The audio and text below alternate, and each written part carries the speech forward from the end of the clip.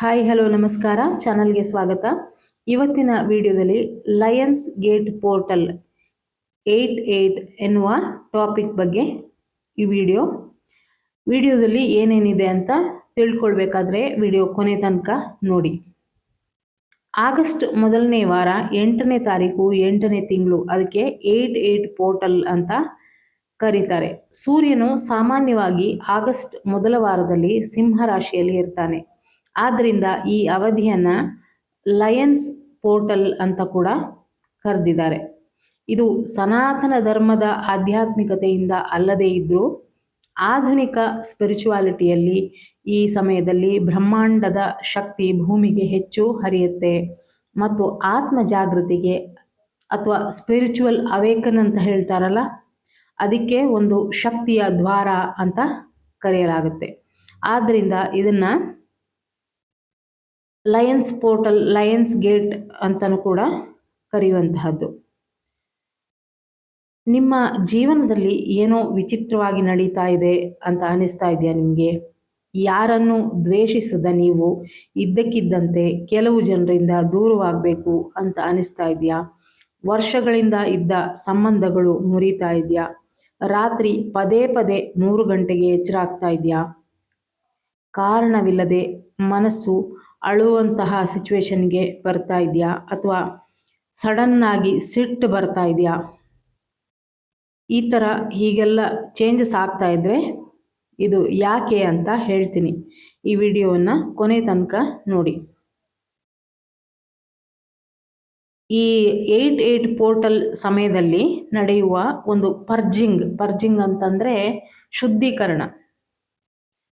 ಶುದ್ಧೀಕರಣದ ಪ್ರಕ್ರಿಯೆ ಆಗಿರಬಹುದು. ಇದೆಲ್ಲ ಮೇಲೆ ಹೇಳಿದಂತಹ ನಾನು ಅನುಭವಗಳೆಲ್ಲ ಹೇಳಿದ್ನಲ್ಲ, ಇದು ಒಂದು ಶುದ್ಧೀಕರಣದ ಪ್ರಕ್ರಿಯೆ ಕೂಡ ಆಗಿರಬಹುದು. ಈ ಸಮಯವನ್ನ ಕೆಲವು ಆಧ್ಯಾತ್ಮಿಕ ಪರಂಪರೆಗಳು ಅತ್ಯಂತ ಶಕ್ತಿಶಾಲಿ ಚೈತನ್ಯದ ಅವಧಿ ಅಂತ ಪರಿಗಣಿಸುತ್ತೆ. ಈ ಸಮಯದಲ್ಲಿ ದೈವಿಕ ಬೆಳಕು ನಮ್ಮೊಳಗೆ ಪ್ರವೇಶಿಸಿದಾಗ ಮೊದಲು ಹೊರಬರೋದು ಬೆಳಕು ಅಲ್ಲ, ವರ್ಷಗಳಿಂದ ಅಡಗಿದ್ದ ಕತ್ತಲೆ. ಚಿನ್ನವನ್ನು ಶುದ್ಧಗೊಳಿಸಲು ಅದನ್ನು ಬೆಂಕಿಯಲ್ಲಿ ಕರಗಿಸಬೇಕಾಗತ್ತೆ. ಅದೇ ರೀತಿ ಆತ್ಮವನ್ನು ಶುದ್ಧಗೊಳಿಸಲು ಜೀವನ ಕೆಲವೊಮ್ಮೆ ನಮ್ಮನ್ನು ಕಠಿಣ ಅನುಭವಗಳ ಮೂಲಕ ಅದನ್ನು ಅನುಭವ ಮಾಡೋದಕ್ಕೆ ಕರೆದೊಯ್ಯುತ್ತೆ. ಈಗ ಹೇಳುವ 11 ಲಕ್ಷಣಗಳು ನಿಮ್ಮಲ್ಲಿ ಆಗ್ತಾ ಇದೆಯಾ ಅಂತ ಮೊದಲು ಚೆಕ್ ಮಾಡ್ಕೊಳ್ಳಿ. ಮೊದಲ ಲಕ್ಷಣ, ಸಂಬಂಧಗಳು ಬದಲಾಗಲು ಆರಂಭಿಸುತ್ತೆ. ನಿಮ್ಮ ವೈಬ್ರೇಷನ್ ಆಗ್ತಾ ಇದ್ದ ಹಾಗೆ ನಿಮ್ಮ ಕಂಪನಕ್ಕೆ ಹೊಂದಿದ ಜನರು ಸಹಜವಾಗಿಯೇ ನಿಮ್ಮ ಹತ್ರ ಇರ್ತಾರೆ. ಇಲ್ಲ ಅವರ ಎನರ್ಜಿ, ಅವರ ಕಂಪನ ನಿಮ್ಮ ಎನರ್ಜಿಗೆ ಸೂಟ್ ಆಗಲ್ಲ ಅಂತಂದರೆ ಅವರು ನಿಮ್ಮಿಂದ ದೂರವಾಗ್ತಾರೆ. ಕೆಲವರು ನಿಮ್ಮನ್ನು ಅರ್ಥ ಮಾಡಿಕೊಳ್ಳೋದಿಲ್ಲ, ಕೆಲವರು ಕಾರಣವಿಲ್ಲದೆ ವಿರೋಧಿಸ್ಬೋದು. ನೆನಪಿಡಿ, ಪ್ರತಿಯೊಂದು ಸಂಬಂಧದ ದೂರವಾಗುವಿಕೆ ನಷ್ಟ ಅಲ್ಲ. ಕೆಲವು ಬ್ರೇಕ್ಗಳು ನಿಮಗೆ ದೈವಿಕ ರಕ್ಷಣೆಯಾಗಿರಬಹುದು. ಎರಡನೆಯ ಲಕ್ಷಣ, ಭಾವನೆಗಳು ತೀವ್ರವಾಗಿರುತ್ತೆ. ಸಣ್ಣ ವಿಷಯಕ್ಕೂ ಕಣ್ಣೀರು ಬರುವಂತಹದ್ದು, ಕೋಪ ಬರುವಂತಹದ್ದು, ಹಳೆಯ ನೆನಪುಗಳು ಕಾಡುವಂತಹದ್ದು. ಇದು ನಿಮ್ಮ ದುರ್ಬಲತೆಯಲ್ಲ, ಒಳಗೆ ಒತ್ತಿ ಹಿಡಿದ ಭಾವನೆಗಳು ಹೊರಬರುತ್ತಿದೆ ಅನ್ನುವ ಲಕ್ಷಣ. ಮೂರನೇ ಲಕ್ಷಣ, ಏಕಾಂತ ಇಷ್ಟವಾಗುತ್ತೆ. ಗದ್ದಲದಿಂದ ದೂರ ಇರಬೇಕು ಅಂತ ಅನ್ನಿಸ್ಬೋದು. ಕಡಿಮೆ ಮಾತಾಡಬೇಕು ಅಂತ ಅನಿಸುತ್ತೆ. ಯಾಕೆಂದರೆ ಆತ್ಮ ತನ್ನ ಧ್ವನಿಯನ್ನು ಕೇಳಿಸಿಕೊಳ್ಳಲು ಮೌನವನ್ನು ಹುಡುಕತ್ತೆ. ನಾಲ್ಕನೇ ಲಕ್ಷಣ, ನಿದ್ರೆಯಲ್ಲಿ ಬದಲಾವಣೆ. ರಾತ್ರಿ 3 ಅಥವಾ 4 ಗಂಟೆಗೆ ಎಚ್ಚರವಾಗಬಹುದು. ವಿಚಿತ್ರ ಕನಸುಗಳು, ಹಳೆಯ ನೆನಪುಗಳು. ಇದು ಕೂಡ ಆಂತರಿಕ ಶುದ್ಧೀಕರಣ ಅಥವಾ ಹೀಲಿಂಗ್ನ ಒಂದು ಭಾಗ. 5ನೇ ಲಕ್ಷಣ, ಕಾರ್ಮಿಕ್ ಸಂಬಂಧಗಳು ಮುರಿಯಲು ಆರಂಭವಾಗುತ್ತೆ. ಇದರಿಂದ ಅಂದರೆ ಕಾರ್ಮಿಕ್ ಪ್ಯಾಟರ್ನ್ ಅಂತ ಹೇಳ್ತಾರಲ್ಲ, ಅದು ಮುರಿಯುತ್ತೆ. ಯಾರನ್ನಾದರೂ ಬಲವಂತವಾಗಿ ಹಿಡಿದು ಇಟ್ಕೊಂಡಷ್ಟು ಹೆಚ್ಚು ನೋವು ಉಂಟಾಗುತ್ತೆ ನಮಗೆ. ದೈವಿಕ ಸಮಯ ಬಂದಾಗ ಮುಗಿಯಬೇಕಾದ್ದು ಮುಗಿಯುತ್ತೆ, ಉಳಿಯಬೇಕಾದ್ದು ಉಳಿಯುತ್ತೆ. ಅಂದರೆ ನಿಮ್ಮ ಸ್ಪಿರಿಚುವಲ್ ಜರ್ನಿಯಲ್ಲಿ, ಈ ಸ್ಪಿರಿಚುವಲ್ ಅವೇಕನಿಂಗ್ ಈ ಸಮಯದಲ್ಲಿ ಯಾರು ನಿಮ್ಮ ಜೊತೆಯಲ್ಲಿ ಅಗತ್ಯವಿಲ್ಲ ಅಂತ ಪ್ರಕೃತಿಗೆ ಅನಿಸುತ್ತೋ ಅವರನ್ನು ಆ ಪ್ರಕೃತಿಯೇ ದೂರ ಮಾಡುತ್ತೆ. 6ನೇ ಲಕ್ಷಣ, ನಿಮ್ಮ ಒಳ ಧ್ವನಿ ಬಲವಾಗುತ್ತೆ. ಮೊದಲು ಕೇಳದಿದ್ದ ಒಳಗಿನ ಸೂಚನೆಗಳು ಈಗ ಸ್ಪಷ್ಟವಾಗಿ ಕೇಳ್ಬೋದು.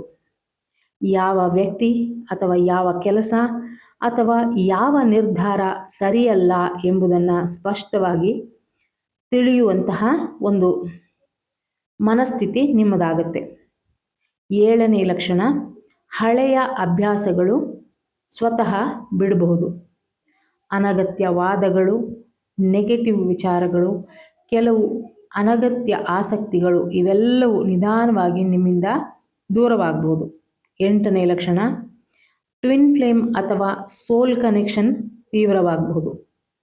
ಕೆಲವರಿಗೆ ಅನಿರೀಕ್ಷಿತವಾದ ಸಂಪರ್ಕದ ಅನುಭವಗಳು, ಕನಸುಗಳು ಅಥವಾ ಆಂತರಿಕ ನೆನಪುಗಳು ಬರಬಹುದು. ಇದು ಈಗಾಗಲೇ ಆಲ್ರೆಡಿ ಒಂದು 10 ದಿವಸದಿಂದನ ಅಥವಾ 1 ವೀಕಿನ ಹಿಂದಿಂದನೇ ಸ್ಟಾರ್ಟ್ ಆಗಿರ್ಬೋದು. ಕೆಲವರಿಗೆ ಒಳಗಡೆ ಏನೋ ತಳಮಳ ಅನ್ನಿಸುವಂತಹದ್ದು, ಇನ್ನು ಅಂದರೆ ಡಿಸ್ಟೆನ್ಸಲ್ಲಿ ಇದ್ದರೂ ಕೂಡ ಒಂದು ಕಾಲ್ ಮಾಡೋಣ ಅಂತ ಅಥವಾ ಮೆಸೇಜ್ ಹಾಕೋಣ ಅಂತ ಒಂದು ತೀವ್ರತರವಾದ ಒಂದು ಉದ್ವೇಗ ಥರ ಸಿಚುವೇಶನ್ ಕ್ರಿಯೇಟ್ ಆಗಿರಬಹುದು. ಆದರೆ ಮುಖ್ಯ ಉದ್ದೇಶ ಮತ್ತೊಬ್ಬರನ್ನು ಪಡೆಯುವುದು ಅಲ್ಲ, ಇಲ್ಲಿ ಸ್ವತಃ ನಿಮ್ಮನ್ನು ಕಂಡುಕೊಳ್ಳುವುದು. 9ನೇ ಲಕ್ಷಣ, ಜೀವನದ ಉದ್ದೇಶ ಬದಲಾಗ್ಬೋದು. ಮೊದಲು ಮುಖ್ಯವೆನಿಸಿದ ವಿಷಯಗಳು ಈಗ ಅಷ್ಟೊಂದು ಮುಖ್ಯ ಅಂತ ಅನಿಸೋದಿಲ್ಲ. ಸೇವೆ, ಧ್ಯಾನ, ಆಧ್ಯಾತ್ಮಿಕ ಅಧ್ಯಯನ ಇವುಗಳ ಕಡೆ ಹೆಚ್ಚು ಆಕರ್ಷಣೆ ಉಂಟಾಗ್ಬೋದು. 10ನೇ ಲಕ್ಷಣ, ಭಯ ಮತ್ತು ಅಹಂಕಾರದ ಪರೀಕ್ಷೆ. ಜೀವನ ನಿಮ್ಮನ್ನು ಮತ್ತೆ ಮತ್ತೆ ಒಂದೇ ಪಾಠದ ಎದುರು ನಿಲ್ಲಿಸ್ಬೋದು. ಹಳೆಯ ತಪ್ಪುಗಳು ಮರುಕಳಿಸುವಂತೆ ಘಟನೆಗಳು ಬರಬಹುದು. ನೀವು ಯಾವುದನ್ನು ಆಯ್ಕೆ ಮಾಡ್ತೀರಾ ಅನ್ನೋದು ಇಲ್ಲಿ ಪರೀಕ್ಷೆ ನಿಮಗೆ. ಇಲ್ಲಿ ಗಮನಿಸಬೇಕಾದ್ದು ಅಂದರೆ, ನೀವು ಸರಿ ದಾರಿಯನ್ನು ಇಲ್ಲಿ ಆಯ್ಕೆ ಮಾಡಿದರೆ ನಿಮ್ಮ ಪ್ರಗತಿ, ಇಲ್ಲ ಎಂದಾದಲ್ಲಿ ಮತ್ತೆ ಅದೇ ಹಳೆಯ ಪ್ಯಾಟರ್ನ್ನಲ್ಲಿ ಸಿಲುಕಿಕೊಳ್ತೀರಿ. Be careful. ನಿಮ್ಮ ಪ್ರತಿಕ್ರಿಯೆ ನಿಮ್ಮ ಮುಂದಿನ ಬೆಳವಣಿಗೆಯನ್ನು ನಿರ್ಧರಿಸುತ್ತೆ. 11ನೇ ಲಕ್ಷಣ, ಸಂಪೂರ್ಣ ಹೊಸ ಆರಂಭ. ಒಂದು ಬಾಗಿಲು ಮುಚ್ಚಿದಾಗ ಇನ್ನೊಂದು ಬಾಗಿಲು ತೆರೆಯುವ ಸಾಧ್ಯತೆ ಹೆಚ್ಚು. ಅದು ಉದ್ಯೋಗವಾಗಿರ್ಬೋದು, ಸಂಬಂಧ ಆಗಿರ್ಬೋದು ಅಥವಾ ಆತ್ಮ ಜಾಗೃತಿಯ ಹೊಸ ಹಂತವಾಗಿರ್ಬೋದು. ಈ ಸಮಯದಲ್ಲಿ ಪ್ರತಿದಿನ ಮನಸ್ಸಿನಲ್ಲಿ ಹೇಳ್ಕೊಳ್ಳಿ, ನನ್ನ ಆತ್ಮದ ಪ್ರಗತಿಗೆ, ಹಿತಕ್ಕೆ ಸರ್ವ್ ಮಾಡದೆ ಇರುವಂತಹ ಎಲ್ಲ ಹಳೆಯ ಕರ್ಮಬಂಧಗಳು, ಪ್ರತಿಜ್ಞೆಗಳು, ಭಯಗಳು ಮತ್ತು ಮಿತಿಗಳು ಈಗ ಬಿಡುಗಡೆಯಾಗಲಿ. ನಾನು ದೈವಿಕ ಬೆಳಕನ್ನು, ಮಾರ್ಗದರ್ಶನವನ್ನು ಸ್ವೀಕರಿಸಲು ರೆಡಿ ಇದ್ದೇನೆ. ಎಲ್ಲ ರೀತಿಯ ಅಬಂಡೆನ್ಸ್ ಸ್ವೀಕರಿಸಲು ನಾನು ಎಲ್ಲ ರೀತಿಯಿಂದಲೂ ಸಿದ್ಧ ಅಂತ ಹೇಳಿ. ಚಂಡಮಾರುತ ಮರವನ್ನು ಮುರಿಯಬಹುದು, ಆದರೆ ಅದು ಅದರ ಬೇರನ್ನು ಇನ್ನಷ್ಟು ಗಟ್ಟಿಗೊಳಿಸ್ಬೋದು. ಅದೇ ರೀತಿ ಪರೀಕ್ಷೆಗಳು ನಿಮ್ಮನ್ನು ದುರ್ಬಲಗೊಳಿಸಲು ಅಲ್ಲ, ನಿಮ್ಮ ನಿಜವಾದ ಶಕ್ತಿಯನ್ನು ಜಾಗೃತಿಗೊಳಿಸಲು ಬಂದಿರಬಹುದು. ನಿಮ್ಮ ಜೀವನ ಈಗ ಅಸ್ತವ್ಯಸ್ತ ಅಂತ ಕಂಡರೂ ಕೂಡ ಹೊಸ ದೈವಿಕ ವ್ಯವಸ್ಥೆಗೆ ಮಾಡಿರುವಂತಹ, ಕೆಲವೊಮ್ಮೆ ದೇವರು ಅದು ಮಾಡುವಂತಹ ಒಂದು ಪ್ರಕ್ರಿಯೆ. ನಿಮ್ಮ ಕೈಯಿಂದ ಕೆಲವು ವಿಷಯಗಳನ್ನು ಕಸಿದುಕೊಳ್ಳೋದು ಅಥವಾ ನಿಮ್ಮ ರಿಲೇಷನ್ಶಿಪ್ ಮುರಿಯೋದು, ಈ ಥರದ್ದೆಲ್ಲ ಆಗುವಂಥದ್ದು ಆಗ್ತಾ ಇದ್ದರೆ ಅದಕ್ಕಿಂತ ಉತ್ತಮವಾದದ್ದು ನಿಮ್ಮ ಲೈಫಲ್ಲಿ ಬರೋದಕ್ಕೆ ಇದೆ. ಅದಕ್ಕೋಸ್ಕರ ನಿಮ್ಮನ್ನು ಸಿದ್ಧಪಡಿಸ್ತಾ ಇರ್ಬೋದು. ಯಾವುದೇ ಕಾರಣಕ್ಕೂ ಮೆಡಿಟೇಷನ್ ಮಾತ್ರ ಸ್ಕಿಪ್ಪು ಮಾಡಬೇಡಿ. ಇಂತಹ ಸಮಯದಲ್ಲಿ ಮೆಡಿಟೇಷನ್ ಒಂದೇ ಮೆಡಿಸಿನ್.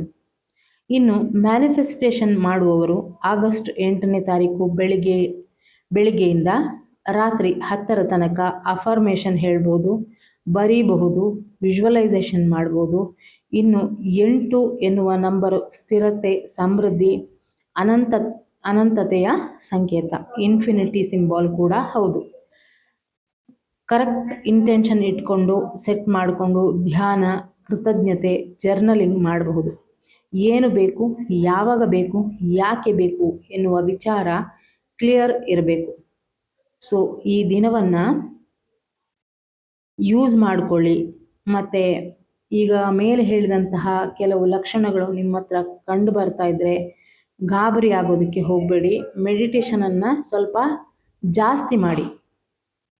ಮೆಡಿಟೇಷನ್ ಚಕ್ರ ಧ್ಯಾನ ಮಾಡುವವರೆಲ್ಲ ಇನ್ನೂ ಸ್ವಲ್ಪ ಜಾಸ್ತಿ ಟೈಮ್ ಇದನ್ನು ಮಾಡಿ.